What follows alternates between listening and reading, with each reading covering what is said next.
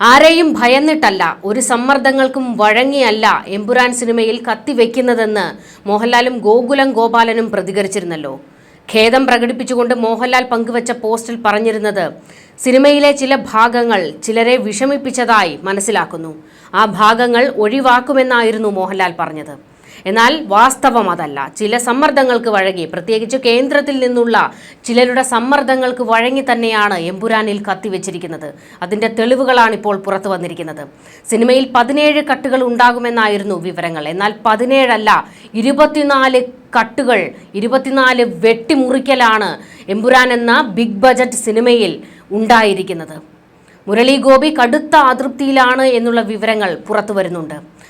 തിരക്കഥാകൃത്ത് കൂടിയായ മുരളി ഗോപി ഈ സിനിമയുടെ എഴുത്തിൻ്റെ എല്ലാ ഭാഗവും മുരളി ഗോപിയുടെ കൈകളിലായിരുന്നു. അതിൽ ആർക്കും കൈകടത്താൻ കഴിയില്ല എന്നുള്ളത് വ്യക്തമാക്കുന്ന ചില വിവരങ്ങളാണ് മുരളി ഗോപിയിൽ നിന്ന് തന്നെ ഉണ്ടായിരിക്കുന്നത്.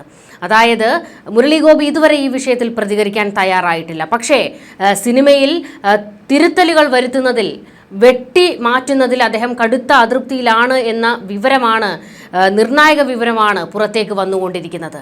റീ എഡിറ്റഡ് സെൻസർ രേഖാ വിവരം മാധ്യമങ്ങൾ ഇപ്പോൾ പുറത്തുവിട്ടിട്ടുണ്ട്. ഇതുമാത്രമല്ല, ഇപ്പോൾ നടന്നിരിക്കുന്ന ഏറ്റവും പ്രധാനപ്പെട്ട മറ്റൊരു കാര്യം, നന്ദി കാർഡിൽ നിന്ന് കേന്ദ്രമന്ത്രി സുരേഷ് ഗോപിയെ ഒഴിവാക്കിയിട്ടുണ്ട് എന്നുള്ളതാണ്. അതായത് സുരേഷ് ഗോപിയുടെ പേര് വെട്ടിമാറ്റിയിട്ടുണ്ട്. ഇത് സുരേഷ് ഗോപി തന്നെ ആവശ്യപ്പെട്ടിട്ടാണ് എന്നുള്ള വിവരങ്ങൾ പുറത്തേക്ക് വന്നിട്ടുണ്ട്.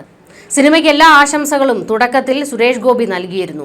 എന്നാൽ പിന്നീട് സിനിമ പുറത്തിറങ്ങി വിവാദമായതിനു ശേഷം, സുരേഷ് ഗോപിക്കും സമ്മർദ്ദങ്ങൾ ഉണ്ടായതിനു ശേഷമാകാം സുരേഷ് ഗോപി തന്നെ അണിയറ പ്രവർത്തകരോട് പറഞ്ഞുവത്രേ തൻ്റെ പേര് ചിത്രത്തിൽ നിന്ന് പിൻവലിക്കണം എന്ന് ആവശ്യപ്പെട്ടതുകൊണ്ടാണ് സുരേഷ് ഗോപിയുടെ പേര് മാറ്റിയതെന്ന് പറയുന്നു. എന്നാൽ മറ്റൊരു വിവാദം ഇപ്പോൾ പുറത്തേക്ക് വരുന്നത്, സുരേഷ് ഗോപി പ്രതികരിച്ചിരുന്നു സിനിമയെക്കുറിച്ച്. ഈ വിവാദങ്ങളെല്ലാം ഉണ്ടായിരിക്കുന്നത് അണിയറ പ്രവർത്തകരിൽ നിന്ന് തന്നെയാണ് എന്ന വാദമായിരുന്നു സുരേഷ് ഗോപി ഉയർത്തിവിട്ടത്. അതായത് തിയേറ്ററിൽ ആളിനെ കയറ്റുന്നതിന് വേണ്ടിയുള്ള ചില കളികളാണ് നടന്നിരിക്കുന്നതെന്നും ആരും ആവശ്യപ്പെട്ടിട്ടല്ല സിനിമയിൽ വെട്ടിത്തിരുത്തലുകൾ ഉണ്ടായിരിക്കുന്നതെന്നുമാണ് സുരേഷ് ഗോപി പറഞ്ഞു വെച്ചത്. ഈ ഒരു കലിപ്പിലാണോ സുരേഷ് ഗോപിയുടെ പേര് വെട്ടിമാറ്റിയത് എന്നുള്ള ചില ചർച്ചകളൊക്കെ നടക്കുന്നുണ്ട്. എന്നാൽ എടുത്തു പറയേണ്ട വസ്തുത, സുരേഷ് ഗോപി തന്നെ ആവശ്യപ്പെട്ടിട്ടാണ് ചിത്രത്തിൽ നിന്ന് പേര് മാറ്റിയത് എന്നാണ് വിവരങ്ങൾ. ചിത്രത്തിൽ സ്ത്രീകൾക്കെതിരായ അതിക്രമ സീനുകൾ മുഴുവൻ ഒഴിവാക്കിയിട്ടുണ്ട് എന്നാണ് ഏറ്റവും പ്രധാനപ്പെട്ട വിവരം. മതചിഹ്നങ്ങളുടെ പശ്ചാത്തലത്തിൽ വാഹനങ്ങൾ കടന്നുപോകുന്ന സീൻ വെട്ടി നീക്കിയിട്ടുണ്ട്. ഒപ്പം തന്നെ NIA എന്ന് പരാമർശിക്കുന്ന സീൻ നീക്കം ചെയ്തിട്ടുണ്ട്. പ്രധാന വില്ലന് കഥാപാത്രത്തിന്റെ പേര് ബജ്റംഗി എന്നത് മാറ്റി ബൽദേവ് എന്നാക്കിയിട്ടുണ്ട്.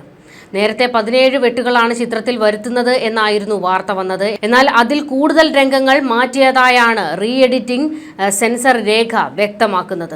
ചിത്രത്തെക്കുറിച്ചുള്ള ചോദ്യങ്ങൾക്ക് കൂടുതൽ ഒന്നും പ്രതികരിക്കാതെ ഒരു ഒഴുക്കൻ മട്ടിലുള്ള, എന്നാൽ അണിയറ പ്രവർത്തകരെ വിമർശിക്കുന്ന രീതിയിലുള്ള ഒരു പ്രതികരണമാണ് നടനും കേന്ദ്രമന്ത്രിയുമായ സുരേഷ് ഗോപി നടത്തിയത്. ഇതിലെന്താണ് വിവാദമെന്നും എല്ലാം കച്ചവടമാണ് എന്നുമായിരുന്നു സുരേഷ് ഗോപിയുടെ പ്രതികരണം. ആളെ ഇളക്കിവിട്ട് പണം ഉണ്ടാക്കുകയാണെന്നും അദ്ദേഹം വിമർശിച്ചു.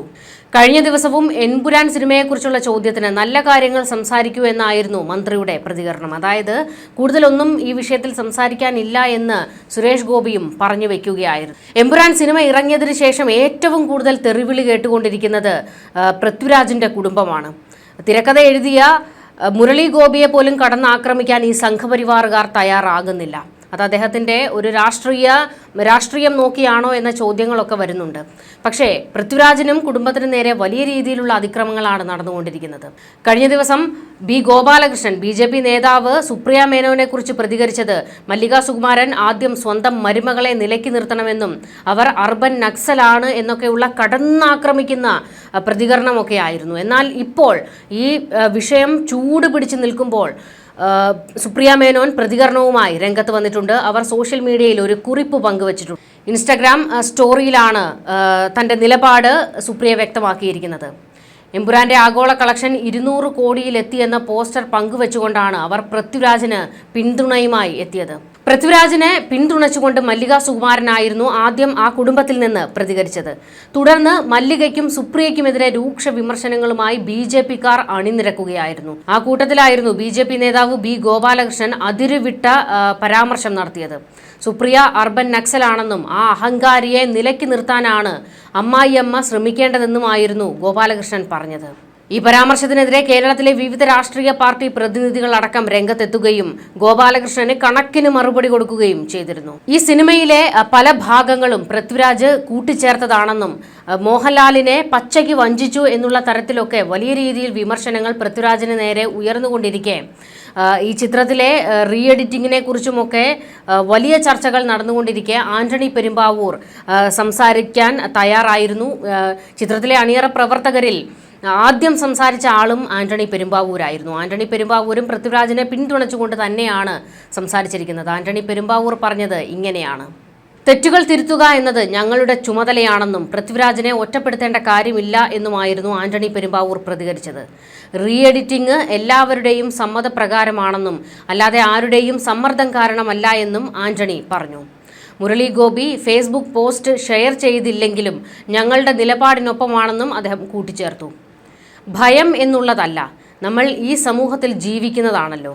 ഞങ്ങൾ ഒന്നിച്ചെടുത്ത തീരുമാനമാണ് റീ എഡിറ്റ്. 2 മിനിറ്റും ചെറിയ സെക്കൻഡും മാത്രമാണ് കട്ട് ചെയ്തിരിക്കുന്നത്. വേറെ ആരുടെയും നിർദ്ദേശപ്രകാരമല്ല ഈ മാറ്റം. ഞങ്ങളുടെ ഇഷ്ടപ്രകാരം ചെയ്തതാണ്. ഞങ്ങൾക്കിടയിൽ വിയോജിപ്പുണ്ടെന്ന് ഞാൻ വിശ്വസിക്കുന്നില്ല. എല്ലാവരുടെയും സമ്മതത്തോടെയാണ് റീ എഡിറ്റ് നടന്നത്. മോഹൻലാൽ സാറിന് ഈ സിനിമയുടെ കഥ അറിയാം, എനിക്കറിയാം, മറ്റെല്ലാവർക്കും അറിയാം. പൃഥ്വിരാജിനെ ഒറ്റപ്പെടുത്തേണ്ട കാര്യമില്ല. ഞങ്ങൾ എത്രയോ വർഷമായി അറിയാവുന്ന ആളുകളാണ്.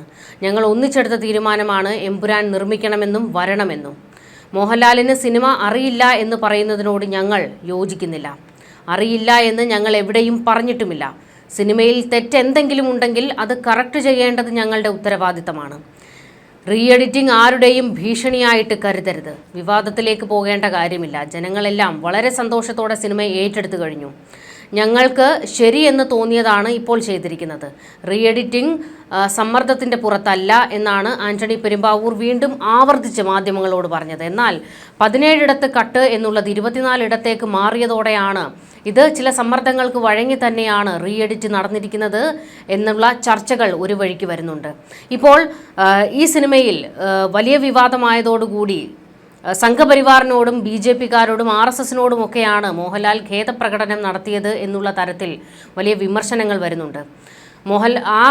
മോഹൻലാൽ പങ്കുവച്ച ഈ ഖേദപ്രകടനത്തിൻ്റെ പോസ്റ്റ് പൃഥ്വിരാജ് ഷെയർ ചെയ്യുകയും ചെയ്തിരുന്നു. നമ്മളെപ്പോഴും പൃഥ്വിരാജിൻ്റെ കാര്യം പറയാറുള്ളത് നിലപാടുള്ള ഒരു നടനാണ് എന്നാണ്. പക്ഷേ ഇപ്പോൾ പൃഥ്വിരാജിന് നേരെ ആ രീതിയിലൊരു വിമർശനം നടക്കുന്നുണ്ട്. ചേർത്ത് പിടിക്കുന്നുണ്ടെങ്കിലും പലരും അങ്ങനെ ഒരു ഖേദപ്രകടനം ആ പോസ്റ്റ് ഷെയർ ചെയ്യേണ്ട കാര്യമില്ലായിരുന്നു എന്ന് പറയുന്നുണ്ട്. അതിന് നടൻ വിജയിയെ ചേർത്ത് വെച്ച് കമ്പയർ ചെയ്തുകൊണ്ടാണ് മലയാളികൾ പലരും സിനിമാ പ്രേമികൾ സംസാരിച്ചു തുടങ്ങിയിരിക്കുന്നത്. അതായത് സർക്കാർ എന്ന സിനിമയിൽ കേന്ദ്ര സർക്കാരിനെ വിമർശിക്കുന്ന പലതും സിനിമയിൽ ഉൾപ്പെടുത്തിയിരുന്നു. അതിനെതിരെ വലിയ രീതിയിൽ വിമർശനങ്ങൾ വന്നു. വിജയുടെ മറ്റ് സിനിമകളുടെ ഷൂട്ട് നടക്കുന്ന ഇടങ്ങളിലേക്ക് BJPക്കാർ പ്രതിഷേധവുമായി ചെന്നു. റെയ്ഡ് ഉൾപ്പെടെയുള്ള കാര്യങ്ങളൊക്കെ നടന്നിരുന്നു. എന്നാൽ അതിനെ ഒന്നും കൂസാതെ തൻ്റെ സിനിമയിൽ ഒരു ഭാഗം പോലും വെട്ടിമാറ്റാനോ അല്ലെങ്കിൽ ഒരു ഖേദപ്രകടനം നടത്താൻ പോലും വിജയ് തയ്യാറായിരുന്നില്ല.